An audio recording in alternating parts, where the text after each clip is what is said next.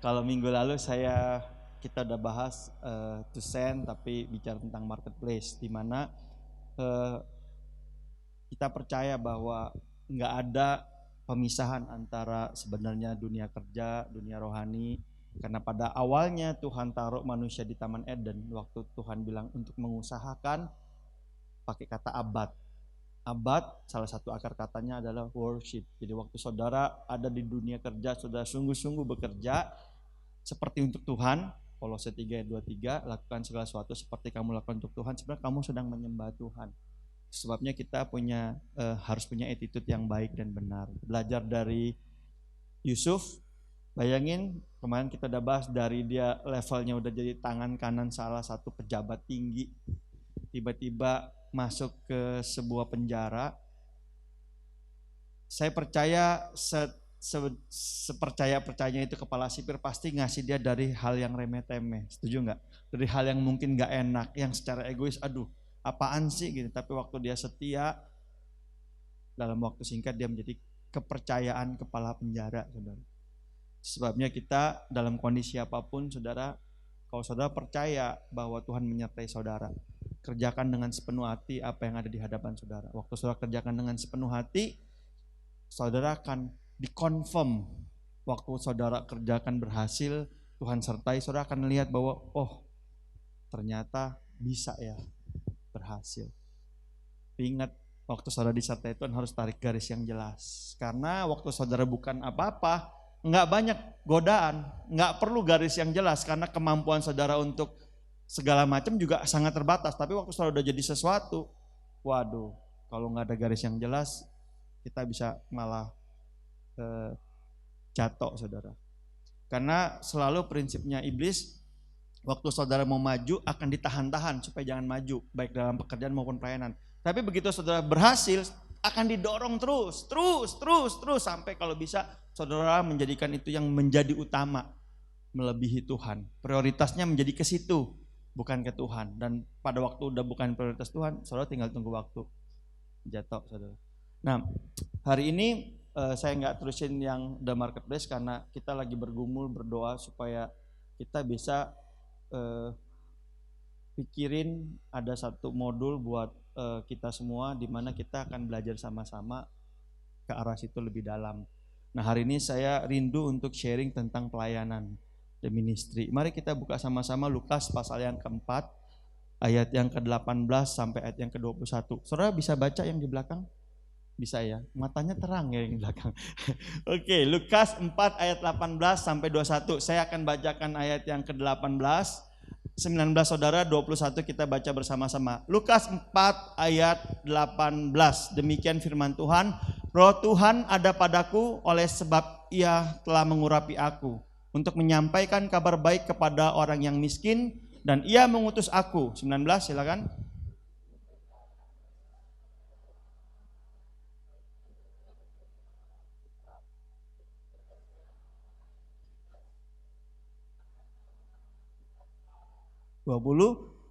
Kemudian ia menutup kitab itu, memberikannya kembali kepada pejabat, lalu duduk, dan mata semua orang dalam rumah ibadat itu tertuju kepadanya. 21 sama-sama. Lalu ia memulai mengajar mereka, katanya, pada hari ini genaplah nas ini sewaktu kamu mendengarnya. Yang percaya katakan amin. Ayat ini dibuka dengan kalimat Roh Tuhan ada padaku, ia mengurapi aku. Saudara, Roh Tuhan ada di mana, saudara? Ada pada saudara. Saudara bilang, tapi kan itu yang ngomong Tuhan Yesus ya waktu itu. Tapi jangan salah, Tuhan Yesus ngutip dari Yesaya 61 ayat 1 sampai 3. Yesaya bernubuat tentang seorang hamba Tuhan, ya, Roh Tuhan akan ada padanya, saudara. Dan Tuhan akan mengurapi dia untuk melakukan hal-hal yang ada di bawahnya. Nah, waktu Yesus ngomong begitu, di hari itu Yesus bilang Roh Tuhan ada padaku. Wah, waktu aku baca ini, ayat ini udah digenapi. Roh Tuhan ada pada Yesus dan Yesus melakukan semua yang ada ditulis di bawah yang nanti akan kita bahas. Tapi saya percaya hari ini, saudara, Roh Yesus ada di mana? Ada di dalam saudara dan saya. Ada di dalam saudara dan saya. Jadi saya percaya apa yang Yesus lakukan akan kita lakukan. Saya percaya di akhir zaman, ya tadi lagunya ingat saya waktu zaman-zaman doa malam. Di akhir zaman adalah sebuah zaman di mana ini adalah zaman Elia, akan terjadi pemulihan, hati Bapa kembali kepada anak, hati anak kembali kepada Bapa, akan menjadi kebenaran dipulihkan pada zaman Musa, akan ada tulang-tulang kering dihidupkan, saudara, Yehezkiel, dan Pondok Daud, pujian penyembahan akan dipulihkan. Dilakukan secara bersama di akhir zaman. Orang karismatik bilangnya hujan awal, hujan akhir bersamaan dicurahkan. Jadi kita ada di masa yang sangat exciting karena kita semua, saya percaya akan ngalamin hal ini, saudara. Roh Tuhan ada padamu dan Ia mengurapi engkau.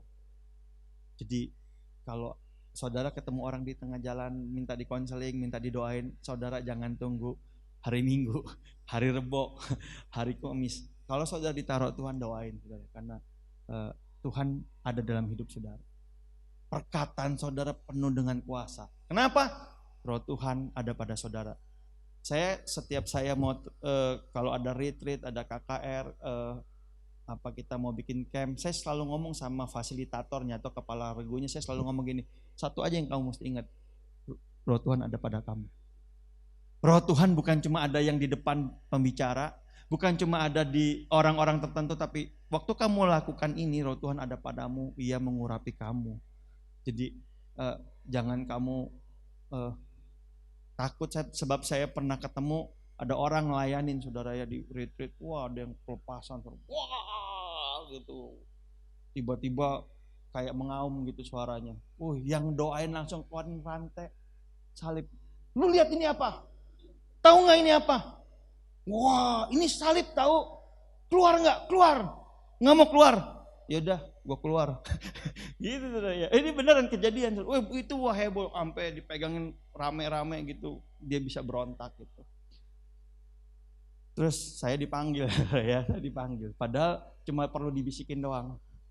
Keluar nggak dalam nama Yesus? Keluar, keluar langsung saudara. Kenapa? Karena bukan gede kecil suaranya, tapi kuasa nama Yesus itu yang dahsyat, saudara. Amin. Nah,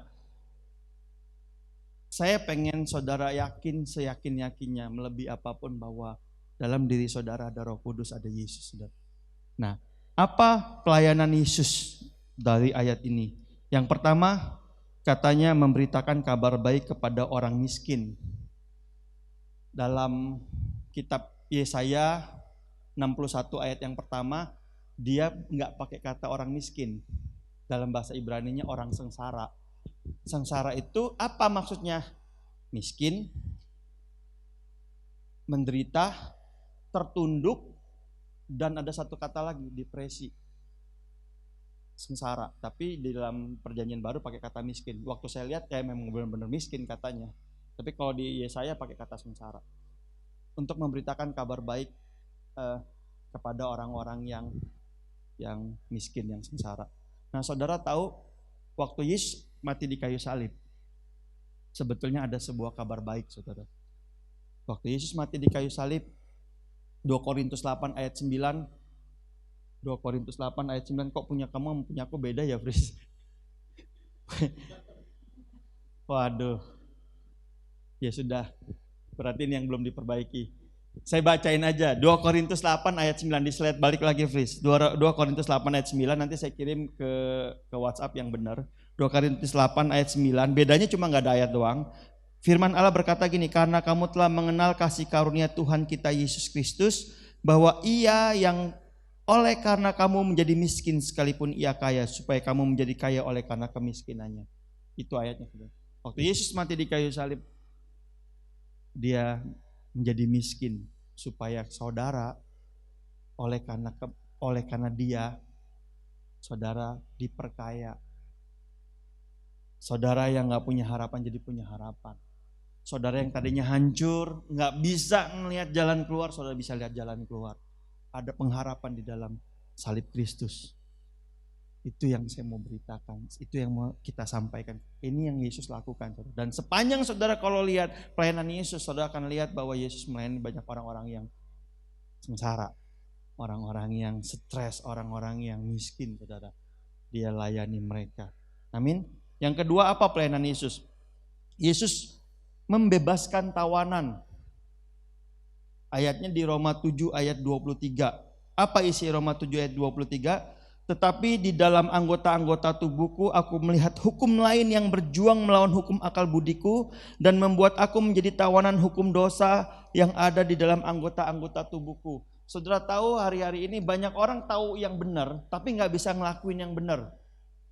Setuju ya? Tahu pokoknya nggak boleh tuh kalau nggak mengampuni, nggak boleh tuh marah sampai keterlaluan, nggak boleh tuh benci, nggak boleh tuh mencuri, nggak boleh. Tapi kenyataannya masih bisa lakukan. Kenapa? Karena menjadi tawanan. Di dalam tubuhnya, di dalam dirinya ada satu hukum yang berjuang. Ya, hukum dosa namanya. Hukum daging, kedagingan. Ada kabar baiknya. Dalam Yesus kita sudah dibebaskan. Saudara percaya saudara dibebaskan? Saudara bilang gini, tapi kalau udah bebas kok masih berbuat dosa? Saudara dibebaskan, artinya punya hak memilih. Tapi kan pilihan di tangan saudara kalau udah dibebasin, betul gak? Kayak orang masuk penjara dikasih amnesti, dikasih gerasi, udah bebas. Tapi boleh gak dia memilih untuk masuk penjara lagi? Boleh, mencuri lagi aja. Kenapa? Di penjara lebih nyaman bro, ada temen nongkrong. Masuk penjara lagi. Kenapa? Karena cara berpikirnya masih belum berubah. Tapi apa udah dibebasin? Sudah. Saudara sudah dibebasin. Hari ini saudara bisa memilih untuk berbuat dosa atau tidak berbuat dosa. Karena saudara bebas. Tapi seringkali kita melakukan pilihan yang salah. Makanya kita nggak kelihatan perubahannya. Padahal kekuatan untuk tidak berbuat dosa saudara miliki di dalam Kristus.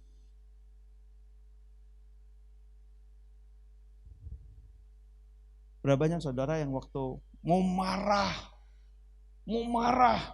emosi, tapi di dalam hati saudara masih kayak ada kayak suara, jangan marah, ngapain, ntar malah salah lagi. Berarti saudara ada signal kan, bisa memilih kan marah atau enggak. Tapi kadang-kadang kita mikirnya gini, wah kalau belum marah belum puas, kayaknya belum diumbar gitu, belum puas. Kita memilih untuk marah. Tapi bukan berarti kita nggak bisa untuk tidak marah. Bukan berarti kita nggak punya kebebasan. Kalau tawanan kan nggak punya kebebasan untuk memilih kan. Disuruh apa aja sama yang menawan ya harus. Tapi kita di dalam Kristus ada kabar baik. Saudara udah dibebasin saudara. Dan ini yang Yesus lakukan. Yesus memberikan ke dunia, dia memberikan alternatif. Betul ya? Dia memberi alternatif kepada orang Farisi, tapi ya ditolak. Dia memberi alternatif kepada 10 orang kusta yang dia sembuhkan, dan mereka disembuhkan. Tapi satu orang yang datang untuk say thank you sama Tuhan. Dia beri banyak alternatif kepada Nikodemus waktu sharing. Dia beri alternatif kepada perempuan Samaria. Sepanjang perjalanan hidupnya, Yesus membebaskan para tawanan. Tapi mereka yang akan akhirnya memilih untuk memutuskan apa, saudara. Tapi ada kabar baik, saudara enggak. Jadi gini, kita enggak bisa hari ini ngomong gini. Papa enggak ngerti perasaan saya, enggak gampang. Saya tahu, saya ngerti. Walaupun saya enggak ngalamin, tapi dalam Kristus kamu bisa memilih. Karena kamu bukan tawanan. Kamu bebas memilih. Amin. Yang berikutnya saudara, yang ketiga, penglihatan bagi yang buta. 2 Korintus 4 ayat 4 bilang begini saudara. Yaitu orang-orang yang tidak percaya, yang pikirannya telah dibutakan oleh ilah zaman ini. Sehingga mereka tidak melihat cahaya Injil tentang kemuliaan Kristus yang adalah gambaran Allah. Kabar baiknya waktu Yesus datang, dia coba mencelikan yang buta. Dia melihat, kasih lihat bahwa Allah itu berkuasa, Allah itu berdaulat. Amin. Banyak kita kadang-kadang, banyak orang, bukan kita, banyak orang nggak bisa lihat Tuhan, bahkan nggak bisa lihat pertolongan Tuhan. Aku bisa kayak gini ya kebetulan, aku bisa lolos dari masalah ini ya kebetulan. Kita nggak lihat pertolongan Tuhan. Padahal nih waktu Yesus datang, waktu dia ada di kayu salib, dia menebus dosa kita, dia membayar, dia sedang meruntuhkan ilah-ilah zaman ini, saudara. Ada ilah-ilah zaman ini yang hari ini dikalahkan, dan itu pekerjaan Yesus.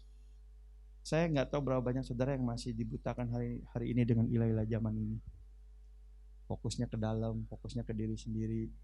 Nah, saya berdoa saudara, ini adalah tahun rahmat Tuhan. Tadi lagunya saya kayak diingetin lagi gitu. Iya ya, zaman Musa perlu sekian ratus tahun sampai ke zaman Elia.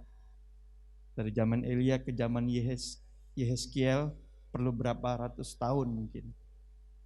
Tapi di akhir zaman kita ngalamin semuanya paralel. Bukan cuma kebenaran, tapi juga pondok pujian, puji-pujian dipulihkan. Nah, tulang kering dihidupkan katanya dalam satu waktu. Ini tahun yang penuh dengan kasih karunia. Mari kita meresponinya Tuhan. Mari kita meresponinya.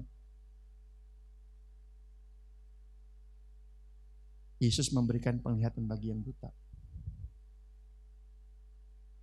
Bahkan hari ini saya mau ngomong gini saudara. Roh Kudus ada di dalam diri saudara. Kalau saudara baca di 1 Yohanes, katanya di dalam diri kamu ada pengurapan yang mengajarkan tentang kebenaran. Jadi sebenarnya saudaraku, saudara tuh sekali lagi enggak buta. Saudara enggak lagi ditutupi oleh ilah zaman ini. Tapi saudara yang harus memutuskan, saudara mau terus ikutin pola lama, ditutup, atau saudara mau ngalamin breakthrough. Dan saudara mampu. Bisa. Karena roh yang ada di dalam kamu lebih besar daripada roh yang ada di dalam dunia ini.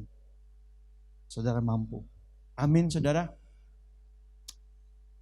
Nah, berikutnya yang dilakukan Yesus apa saudara? Yang keempat. Yesus membebaskan yang tertindas. Ayatnya di Ibrani 2 ayat 14 sampai 15. Karena anak-anak itu adalah anak-anak dari darah dan daging, maka ia menjadi sama dengan mereka dan mendapat bagian dalam keadaan mereka, supaya oleh kematiannya ia memusnahkan dia, yaitu iblis, yang berkuasa atas maut, dan supaya dengan jalan demikian ia membebaskan mereka yang seumur hidupnya berada di dalam perhambaan oleh karena takutnya kepada maut. Yesus sudah mengalahkan maut di kayu salib. Nah, Wahyu bilang, hai maut di manakah sengatmu? Makanya kita orang Kristen sebetulnya saudara, kita nggak lagi takut sama kematian. Kayaknya saudara ngeliat saya, apa? Nggak takut mati? Takutlah Pak mati. Mati hanya sebagai bagian dari satu siklus kehidupan, lahir, bertumbuh, suatu saat mati, betul ya? Nggak ada yang bisa mengabaikan itu. Jangan kita hewan, tumbuhan semua ngalamin dia lahir, bertumbuh dan mati. Tapi bedanya di dalam Kristus, di dalam kematianmu ada kepastian tentang kehidupan. Kita tahu bahwa waktu kita mati kita bersama-sama dengan Kristus. Kita tahu bahwa kita mati berarti apa yang ada di dunia ini sudah selesai dan kita akan menghadap Dia. Muka bertemu muka. Kita akan fellowship dalam masa kekekalan. Jadi praise the Lord.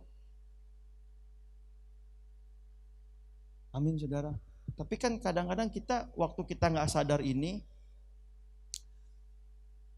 iblis, jangan ngomong iblis lah, di pikiran kita, waktu kita kena penyakit, sakit, bener gak? Waktu kita lagi keuangan gak bagus, kita mikirnya apa? Wah kalau gue sakit, gue meninggal gimana? Katanya udah percaya Tuhan. Artinya kalau kita percaya Tuhan, saudara punya jaminan di dalam Tuhan kan? Benar gak? Kalau saudara gak punya jaminan dalam Tuhan, waktu saudara ngalamin masalah, penyakit, goncangan pekerjaan, saudara akan compare, waduh nanti aku hidup ke depan gimana, kalau ini gimana. Membuat kita akhirnya menjadi tawanan.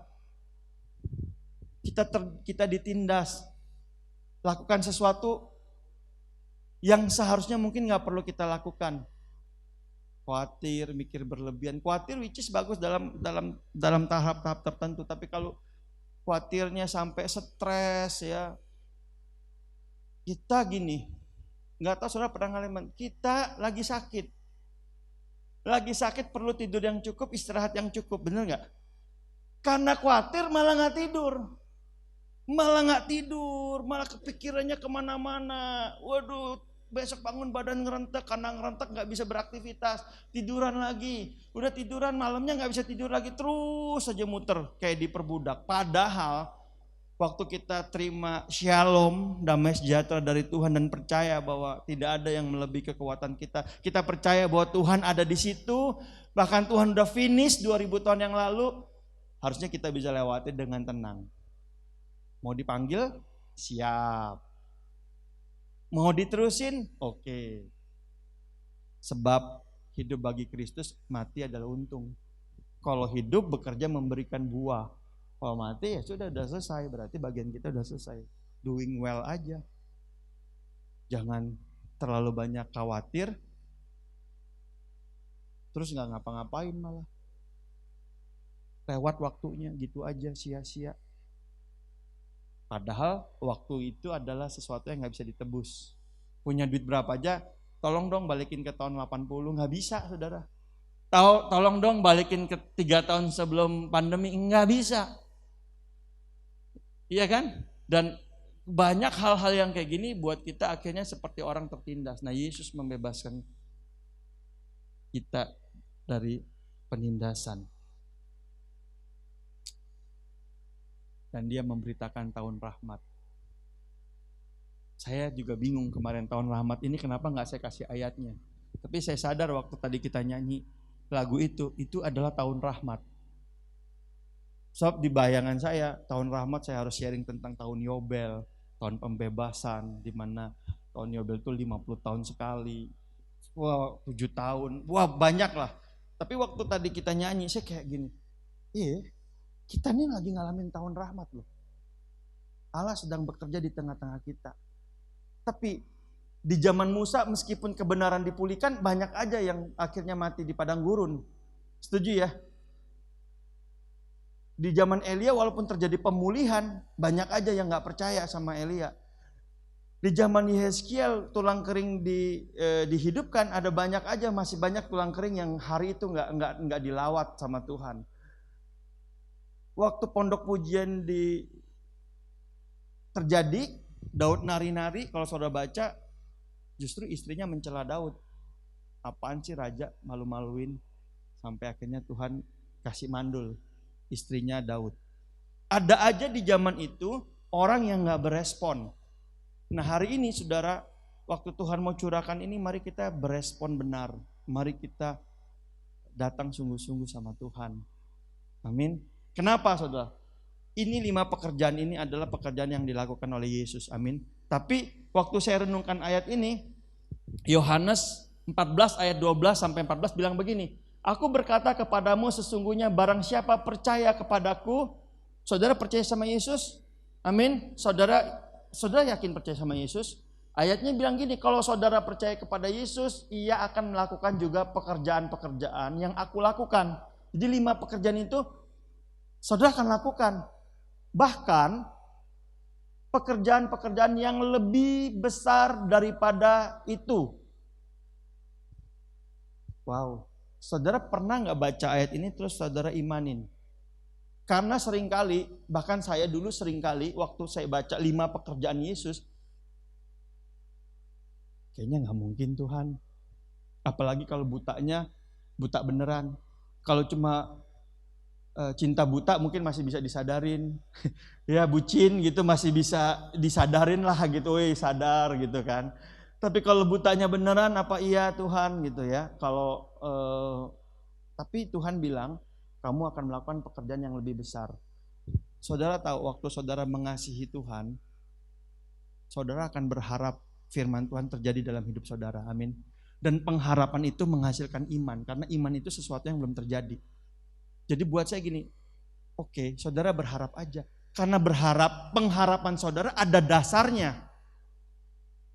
Bener nggak? Dasarnya apa? Bukan omongan saya. Firman Tuhan yang bilang bahwa saudara akan melakukan pekerjaan yang lebih besar daripada itu sebab aku pergi kepada Bapa. Dan apa juga yang kamu minta dalam namaku, aku akan melakukannya. Oh, siapa berapanya saudara yang kalau minta apa-apa mau Tuhan kasih? Minta kaya dikasih? Minta jodoh? Hah?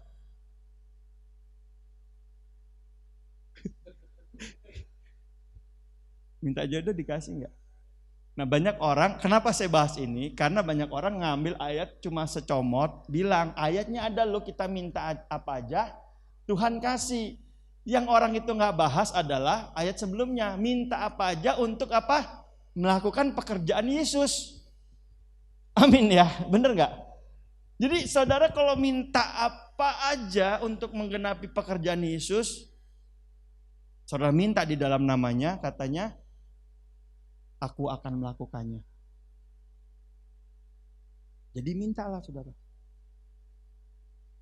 Saudara kalau datang ke kantor, melihat ada yang buta, ada yang sengsara, ada yang ditindas, ada yang tertawan, dia datang sama Tuhan minta, Tuhan aku berdoa supaya dia ngalamin Tuhan, supaya dia dibebaskan, supaya matanya dicelikan. Kalau saudara lagi ngumpul habis ini mungkin ada yang kumpul keluarga gitu ya. Saudara lihat, Tuhan aku berdoa supaya papa, supaya mama, supaya whatever lah, sepupu, supaya mereka ngalamin Tuhan. Minta. Katanya ayatnya bilang Yesus yang akan melakukannya. Amin. Yesus melakukannya lewat siapa? Kita. Kenapa? Karena Yesus ada di dalam kita. Ayatnya di mana? Ayat berikutnya. Yohanes 15 ayat 4 sampai 5. Tinggallah di dalam aku dan aku di dalam kamu. Yesus ada di dalam kita, kita ada di dalam Yesus. Sama seperti ranting tidak dapat berbuah dari dirinya sendiri kalau ia tidak tinggal pada pokok anggur. Demikian juga kamu tidak berbuah jikalau kamu tidak tinggal di dalam aku. Akulah pokok anggur dan kamulah rantingnya. Barang siapa tinggal di dalam aku dan aku di dalam dia, ia berbuah banyak. Sebab di luar aku kamu tidak dapat berbuat apa-apa. Bisa saudara melakukan seperti Yesus lakukan? Bisa. Kalau saudara ada di dalam dia, dia ada di dalam saudara. Saudara jadi cuma casing. Makanya saudara jangan hina saya. Ini cuma casing. Dalamnya Yesus. Amin saudara. Ya, ini Friska casing, dalamnya Yesus. Dan waktu Yesus penuhi hidup Friska, Friska akan berbuah banyak dan Friska akan melakukan pekerjaan yang Yesus lakukan. Karena apa? Karena ya dalamnya sama, motornya sama, penggeraknya sama, kuasanya sama. Cuma kadang-kala kita nggak izinkan kuasa itu bekerja, ya kan? Waktu Tuhan bilang, aduh kayaknya aku tergerak mau doain deh. Kita mulai nimbang-nimbang, kalau doain gimana ya, dia terima apa enggak, dia gimana ya, aduh ntar nggak enak lah, aduh janganlah, kayaknya pendiam orangnya, nggak enak diajak ngomong, aduh nanti gue tertolak, sehingga itu nggak terekspresi keluar. Padahal nggak ada orang yang nggak suka didoain. Bener gak? Nggak ada orang, apalagi kalau doanya bagus-bagus, supaya diberkatin. Sini, saya Oma doain supaya Jensen cepet jodoh. Seneng kan? Seneng. Kenapa didoain? Nggak ada yang buruk dalam sebuah doa, nggak ada. Semua seneng, tapi waktu kita mau deliver, kita niat-niat dulu. Bisa nggak ya? Padahal roh Tuhan yang ada dalam saudara udah nggak tahan, pengen mengalir keluar, mengeluarkan aliran-aliran air kehidupan buat orang banyak. Amin saudara.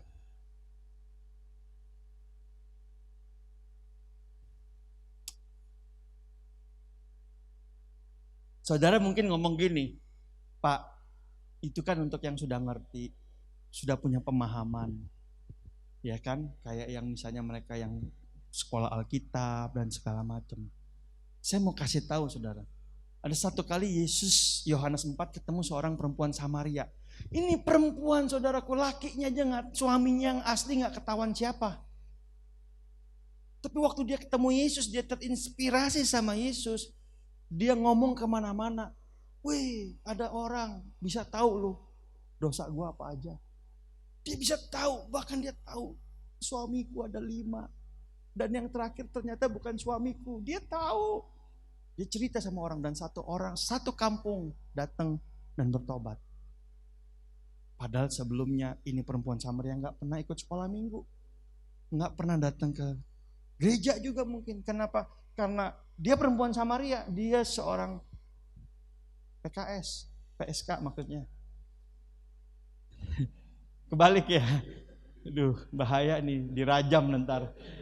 Karena orang-orang perempuan-perempuan hari itu kalau misalnya ke sumur, nimba, cuci baju, misalnya jam 7, jam 8, dia agak siangan sedikit. Kenapa? Nggak mau diomongin, takut digosipin tentang waktu. Tapi waktu dia ketemu Yesus, hidup dia berubah dan dia nggak pikirin lain-lain, dan dia melakukan apa yang Tuhan inginkan. Pasti saudara lebih baiklah dari perempuan Samaria, amin. Yang ngomong amin cuma satu, sombong ya saudara ya. Amin saudara, amin. Nah kan, saya percaya saudara, ini waktunya untuk kita melakukan aktivasi. Ini waktunya untuk kita belajar. Tinggal di dalam aku dan aku di dalam kamu. Sebenarnya kalau saya renung-renungin, inti dari ini adalah mendengar dan taat. Setuju ya? Saudara dengar, lakukan. Saudara baca firman, dengar pagi-pagi, lakukan. Saudara lagi doa, tiba-tiba muncul wajah orang itu, kita doain, muncul lagi. Terus ya udah doain. Terus Tuhan taruh sesuatu, sampein. Lakukan. Nanti kalau saudara dapat sesuatu pas lagi doa, saudara sampein, pasti bobotnya lama-lama Tuhan tambah. Sama aja kayak kita kerja. Waktu dikasih hal-hal yang kerjaan admin, kita kerjanya pokoknya semangat, selesai, cepat, tepat waktu. Waduh, yang ngasih kerjaan bilang bagus, tambahin. Kerjain lagi, bagus. Ya kan? Nggak ada yang langsung mendadak, langsung di level atas, kan kaget. Tuhan juga kalau tiba-tiba berfirman sama kita yang nggak biasa ngedoain orang, tiba-tiba itu ada orang buta di pinggir jalan, kamu doain supaya dia matanya bisa melihat. Kita kaget, nggak percaya, ngelakuinnya kagak, nanya-nanya sama orang, dan di ending nggak dilakuin juga. Kenapa? Kaget, terlalu jauh. Tapi waktu kita setia dalam perkara kecil, dapat sesuatu, nyampein, dapat sesuatu, doain, terus nanti kita akan lihat bahwa langkah-langkah kecil kita ada Tuhan di situ meneguhkan. Pas kita ngomong, orangnya bilang, bener kok tahu. Wah, ternyata nggak salah ya yang waktu dapat di doa, sampein lagi, karena udah biasa. Saat kita ketemu orang di jalan, di kantor, Tuhan taruh sesuatu dan kita sampein. Saudara, itu yang disebut dengan Saint Movement, kegerakan orang-orang kudus di akhir zaman, which is yang dipakai Tuhan bukan orang-orang dengan jabatan tertentu, level tertentu, tapi semua orang yang percaya Yesus dipakai. Sehingga nggak ada orang yang bisa bilang gini, karena gue sekolahnya lebih tinggi, gue lebih dipakai Tuhan. Enggak ada. Karena gue pelayanan jabatannya ini, gue lebih dipakai. Enggak ada. Semua orang percaya dipakai. Amin saudara. Nah, ini ayat terakhir. Kenapa waktu zaman Kisah Para Rasul begitu dahsyat saudara? Kenapa dahsyat banget revival? Karena katanya Kisah Para Rasul itu berkumpul setiap hari. Nanti saudara baca Kisah Para Rasul 2 sama Kisah Para Rasul 4. Berkumpul setiap hari, mereka berdoa, bertekun dalam pengajaran rasul-rasul, dan mereka memecahkan roti, artinya mereka lakukan perjamuan kudus. Itu makanya mereka dahsyat banget. Nah, ada apa di balik perjamuan kudus?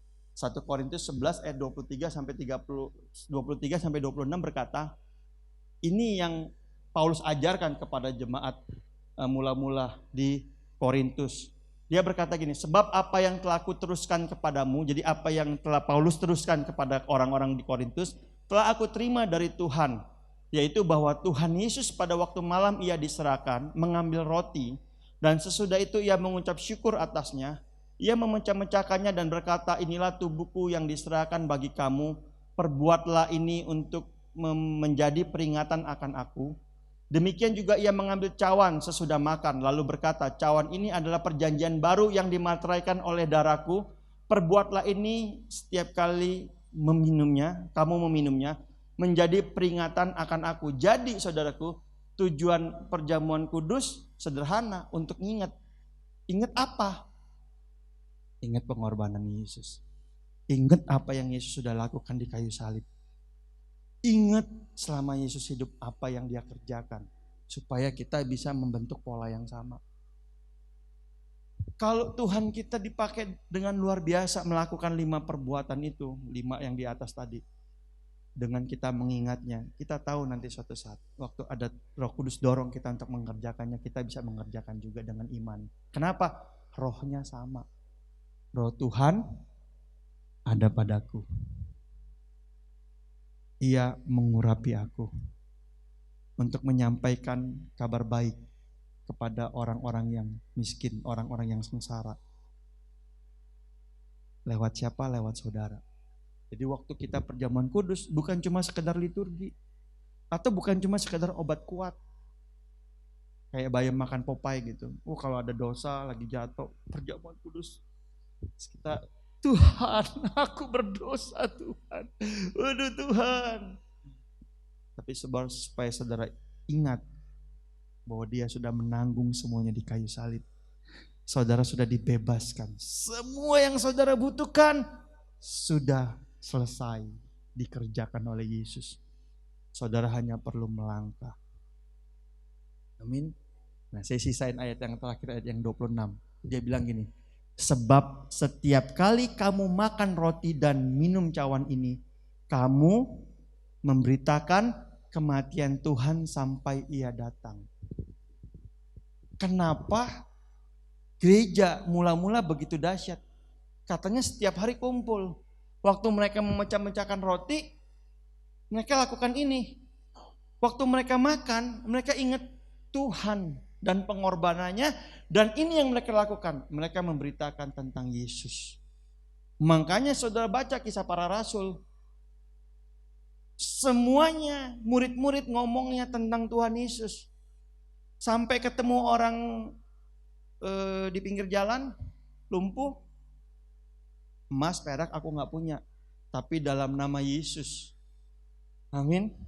Paulus ketemu orang, selalu cerita tentang Yesus, sampai dari orang susah sampai pejabat ngomongnya tentang Yesus. Itu sebabnya dalam waktu yang singkat berita Injil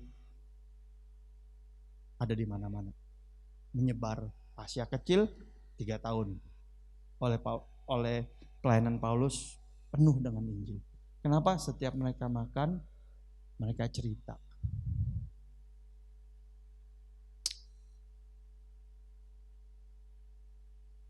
Nah, saya merasa saudara, secara pengenalan akan Tuhan, secara knowledge, kita udah jauh ngerti. Tinggal kita praktekin. Saudara bisa mulai dari hal-hal yang simpel dari kehidupan sehari-hari. Cerita tentang kemurahan Tuhan. Ceritain tentang kebaikan Tuhan. Mulai, waktu orangnya berespon, serius, kamu ngalamin itu. Wih, luar biasa banget ya penyertaan Tuhan. Mulai ngomong, ya, semua karena kemurahan Tuhan, anugerah Tuhan. Dia mati buat saya. Saya tuh ibarat orang tuh cacat di pinggir jalan, ditinggal sama orang tua. Ya kemarin kita satu dulu Lukas 15, nggak punya apa-apa, tapi diundang masuk ke pesta anak domba. Saya diundang, saya ngalamin, diberi tujuan hidup, purpose, dipulihin. Ini saya. Kamu mau? Sederhana, alami Tuhan dalam hidup kamu. Terima Yesus. Dan saudara akan lihat bahwa lewat saudara Tuhan bekerja nyatain sesuatu. Ini saudara. Nah, saya beberapa waktu yang lalu saya cerita setiap hari, enggak setiap hari lah, terutama ada waktu-waktu tertentu saya ambil hosting di rumah, saya renungin. Terutama ketika saya lagi dalam pergumulan, saya renungin. Dan saya dapetin enggak ada pergumulan saya yang lebih besar daripada apa yang Yesus alami. Firman Tuhan berkata, dalam pergumulanmu kamu belum sampai mencucurkan darah. Yesus sampai mencucurkan darah. Jadi apa yang saya alami enggak usah kayak, aduh aku berat banget ya, aku kasihan banget ya. Yesus lebih kasihan. Dan kalau kita ngalamin hal-hal yang gak enak, kadang-kadang kita memang karena ulah kita kan. Karena kita layak mengalaminya. Yesus itu gak layak mengalaminya karena dia gak pernah berbuat dosa. Tapi dia terima supaya kita mengalami kemenangan. Supaya dia miskin, supaya kita diperkaya. Jadi kayaknya malu gitu kalau mengasihani diri sendiri. Iya kan? Lalu ingat, bukan cuma mengingat, tapi memberitakan kematian Tuhan. Itu yang buat saya hari-hari ini, kalau sharing hari Minggu, saya kayak lebih, Tuhan saya mau gitu. Terima kasih buat kehormatan, kemurahan Tuhan. Saya ketemu orang di komsel, seminggu 3 kali komsel, saya kayak, Tuhan terima kasih, capeknya capek banget. Jadi kalau molor ya kan, capek banget. Tapi semangat. Kenapa? Karena di balik itu ada Tuhan. Saya lihat Tuhan nyata di tengah-tengah kita.